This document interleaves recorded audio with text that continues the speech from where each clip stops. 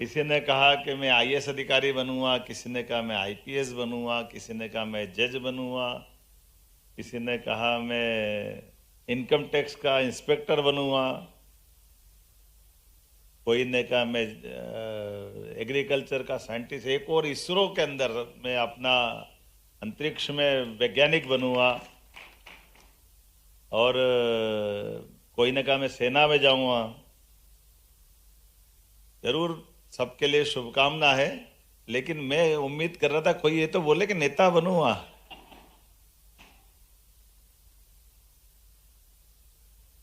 ये मैं बड़ा मुश्किल है।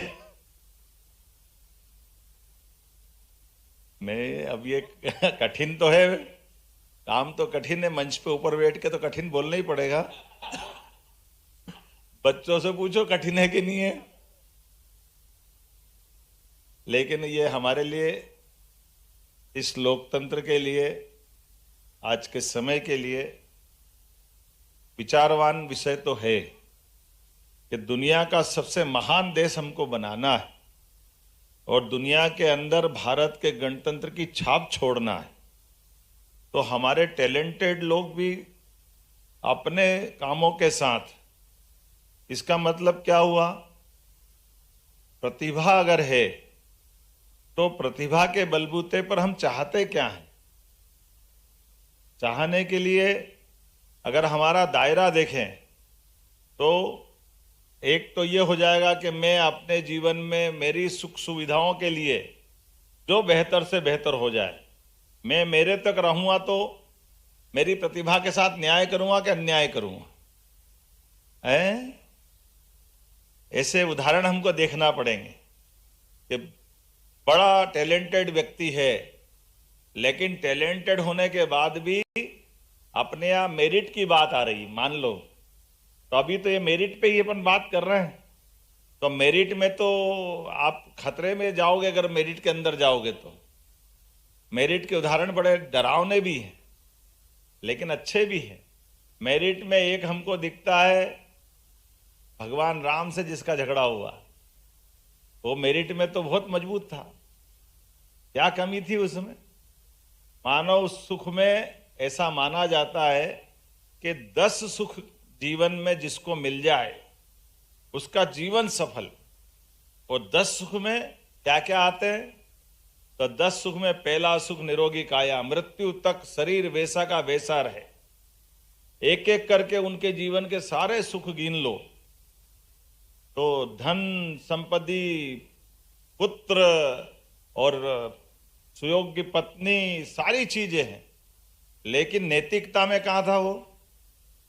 तो इसका मतलब है कि विचार का दूसरा रास्ता बनता है कि केवल मेरिट से काम नहीं बनेगा, मॉरलिटी भी चाहिए, नैतिकता भी चाहिए। और नैतिकता के बलबूते पर हमारे देश ने सदैव केवल योग्यता नहीं, योग्यता से बड़ी नैतिकता भी चाहिए। इसीलिए हमारे यहाँ छोटे से छोटे व्यक्ति ने, पन्ना धाय ने अपने बेटे को देश की आवश्यकता के हिसाब से, सबको मालूम है चित्तौड़ के अंदर एक बच्चे को, अपने सगे बच्चे को, अपनी नौकरी करते करते राजवंश के बच्चे के ऊपर खतरा आया तो बच्चा बदल करके सामने, अपनी आंखों के सामने उसकी हत्या होते देखने का उदाहरण हमारे अपने देश का है। बगल का चित्तौड़ है, राजस्थान के पास का।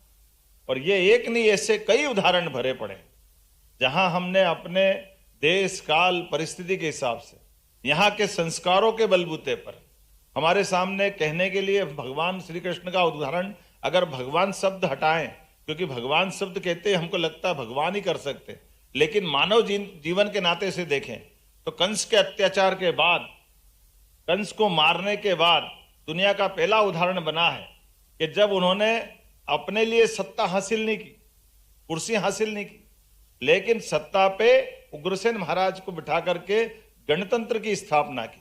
2000 साल पहले विक्रमादित्य के जीते जी, सच्चे अर्थों में तो विक्रमादित्य का नाम विक्रमादित्य भी नहीं है, उनका नाम है सहसांक। और सहसांक नाम होते, उनका अपना नाम होते होते जो असंभव को संभव कर दे, उनके बारे में ऐसा कहा जाता है कि असंभव को संभव करने में अब आप बताओ इसमें टैलेंट लगेगा कि नहीं लगेगा? टैलेंट वाले तो करते हैं असंभव को। 97%, 99%, क्या क्या उदाहरण है। ये आपके जो उदाहरण है, तो जिसने विक्रम मतलब सुक्रम, तो कोई भी सुक्रम 1 2 3 4 गिनती तो कोई भी कर सकता है, लेकिन विरुद्धार्थी क्रम को सुक्रम में बदल दे, असंभव को संभव कर दे, उसका नाम विक्रम। और आदित्य वैसा आदित्य के समान है, इसलिए उनको उपाधि मिली विक्रमादित्य। तो उनका मूल नाम भूल के लोग जीवन भर उनको विक्रमादित्य कहते रहे। अभी ज्यादा पुरानी बात नहीं, 100 साल पुरानी बात करें, 1923 में आपके जैसे टैलेंटेड एक विद्यार्थी बढ़ते बंगाल से, जिसने अंग्रेजों की उस समय की सत्ता तो बहुत जबरदस्त रूप से थी, वर्तमान के पूरे एशिया के हिस्से से होते हुए दुनिया में उनका सूर्यास्त नहीं हो रहा था, लेकिन नेताजी सुभाष चंद्र बोस ने कहा कि हाँ, हम में टैलेंट है। क्योंकि ये हमको गाली बकते थे कि हिंदुस्तान वालों में दिमाग नहीं है, हिंदुस्तान वालों में समझ नहीं है, केवल अंग्रेज ही शासन कर सकते हैं, अंग्रेज की सत्ता से ही भारत का भला होगा। ऐसे में आईसीएस की एग्जाम होती थी उस समय, तो आईसीएस की एग्जाम में नेताजी सुभाष चंद्र बोस स्वयं शामिल हुए।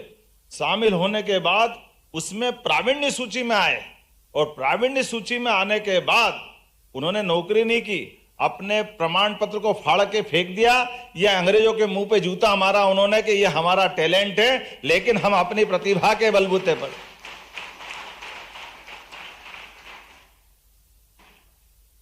अपनी प्रतिभा के बलबूते पे भारतीयों का मान सम्मान बढ़ा के दिखाया।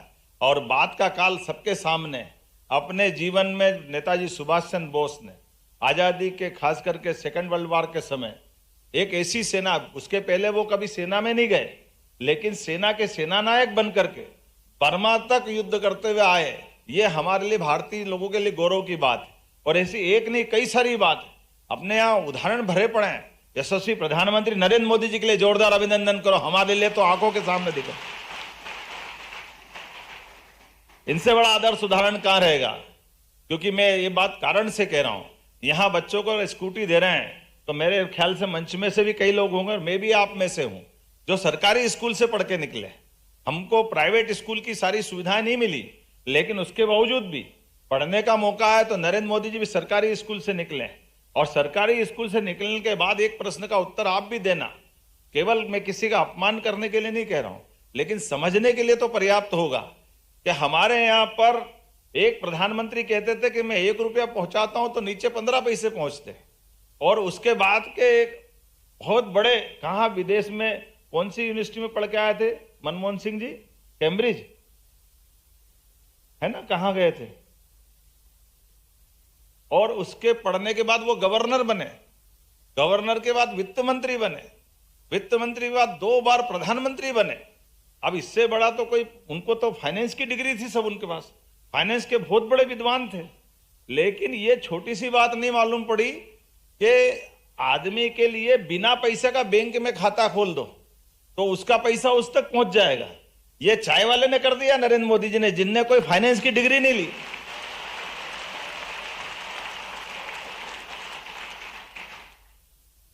अब हमारे सामने उदाहरण आ गए दोनों। एक और उदाहरण देता हूं, भिंड का। हमारे एक अधिकारी ने सुनाया बड़ा अच्छा किस्सा, संघ के अधिकारी ने। उनने कहा कि हमारे भिंड में एक परिवार के जानकारी, जहां शाखा लगती थी उसके पास में एक परिवार था, तो परिवार में एक दूसरे के साथ में ये ध्यान में आता था कि 2 पड़ोसी की बिल्कुल नहीं बनती थी, बहुत आपस में दुश्मनी जैसा हिसाब था। अब दुश्मनी तो है, लेकिन एक दिन उस पड़ोसी के बच्चे की बारात जा रही, तो जिनकी बारात जा रही उसमें वो पड़ोसी जिससे झगड़ा वो भी अटैची लेके जाने के लिए तैयार है। तो एक अधिकारी दूसरे जो रात दिन मोहल्ले में जानते थे, उन्होंने कहा ये क्या नाटक है, तुम्हारी तो इनसे बनती नहीं है, तुम इनसे, इनकी बारात में कहाँ जा रहे हो? तो उन्होंने कहा इधर आओ, आप कहाँ तक पढ़े हो? उसने कहा मैंने एमए करा है। बोले तुम पढ़े तो तुम गुणे नहीं हो, तुम अक्कल नहीं है साहब। बोले क्यों? बोले भाई ये हमारी लड़ाई चलती रहेगी, अरे हम तीसरे गांव जा रहे हैं तो इसकी इज्जत बढ़ाने के लिए मेरे को जाना पड़ेगा कि नहीं जाना पड़ेगा? ये संस्कार भारत के हैं।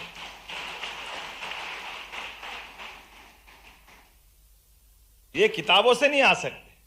हमारे अपने घर के अंदर कुछ भी रगड़े चलते रहे, लेकिन बाहर हमारा सबका मान सम्मान बढ़े, ये हमारी संस्कृति है। और ये छोटे छोटे गांव में सब दूर है। कोई अनजान आदमी मिलेगा, पढ़ा लिखा जाएगा तो उसको नमस्कार करने में शर्म आएगी, लेकिन बगैर पढ़ा लिखा आदमी गांव का कोई भी आएगा तो राम राम तो करेगा। ये हमारे संस्कार है। अरे कोई आ रहा तो शिद्दत के साथ नमस्कार करना क्या गलत बात है। मैं बड़ा, आप बहुत बात बोलने के लिए बहुत सारी कर सकता हूं, लेकिन मुझे तो आज स्कूटी का मजा आ रहा है आपको देख कर के।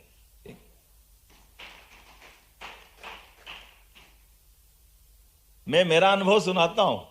मेरे घर के अंदर जब मैं 82 में पहली बार चुनाव लड़ा, तो हमारे साइंस कॉलेज में चुनाव में विद्यार्थी परिषद कभी जीतती नहीं थी। मेरे भैया ने कहा तुमको चुनाव लड़ाते हैं, तो मैंने कहा मैं चुनाव तो लड़ूंगा, जीतूंगा तो क्या दोगे? तो उन्होंने कहा मैं तुमको बुलेट दूंगा।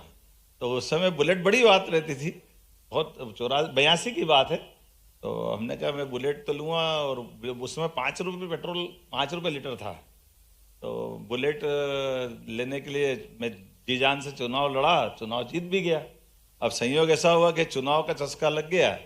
तो उसी समय उस समय हमारे टाइम पीएमटी होती थी, तो पीएमटी में मेरा सिलेक्शन हो गया। 2-1 महीने में इंदौर मेडिकल कॉलेज गया। फिर मैंने कहा अरे, सब लोग कहने लगे कि यार सेकेंड ईयर में फिर प्रेसिडेंट लड़ाना बड़ी मुश्किल से, तो तुम जीते, 20 साल से कोई जीता ही नहीं था, तो एक बार तुमको फिर सेकेंड ईयर में प्रेसिडेंट लड़ा देते हैं।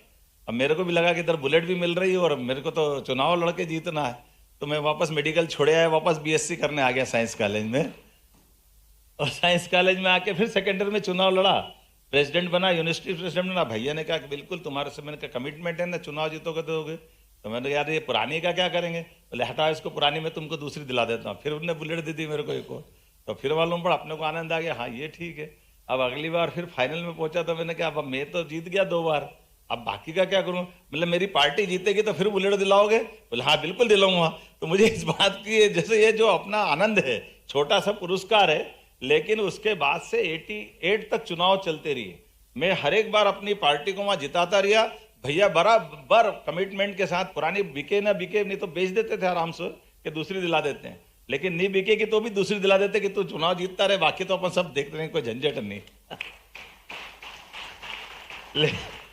लेकिन सही बात आगे की बता रहा हूं, बुलेट तो मिल जाती थी, बाद में पेट्रोल में झंझट हो जाती थी, इतना पेट्रोल कौन भरा?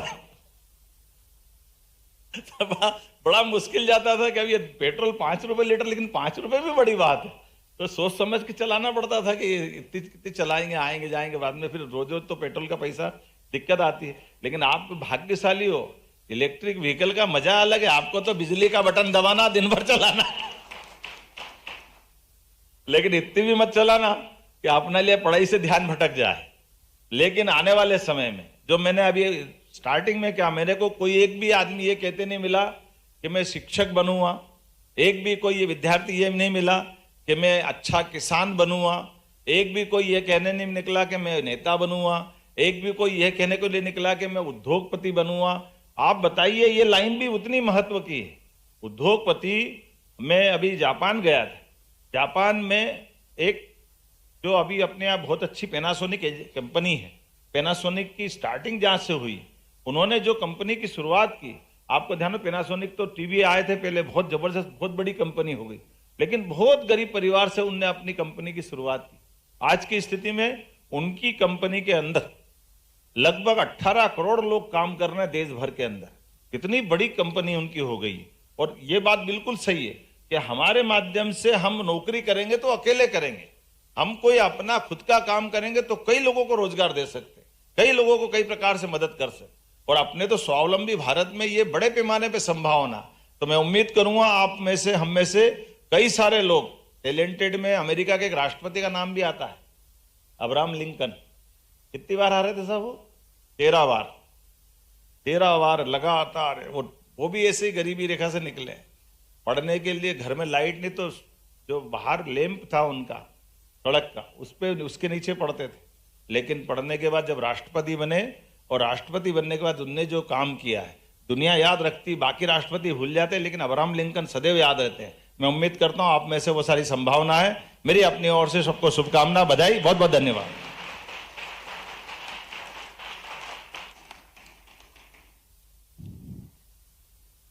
बहुत बहुत आभार, बहुत बहुत धन्यवाद माननीय। तो साथियों, आपने अभी सुना प्रदेश के मुख्यमंत्री जी के भाषण को, जिसमें उन्होंने प्रदेश के लगभग 21,000 से भी अधिक छात्र छात्राओं को निःशुल्क स्कूटी वितरण करने का जो है यहाँ पर निर्देश दिया है। यहाँ पर कुछ लोगों को सीधे जो है स्कूटर की चाबी थमाकर इस योजना की शुभारंभ की गई है। इस योजना का नाम मुख्यमंत्री स्कूटी योजना है। तो आपने देखा, ऐसे ही वीडियो देखने के लिए चैनल को सब्सक्राइब करके रखें।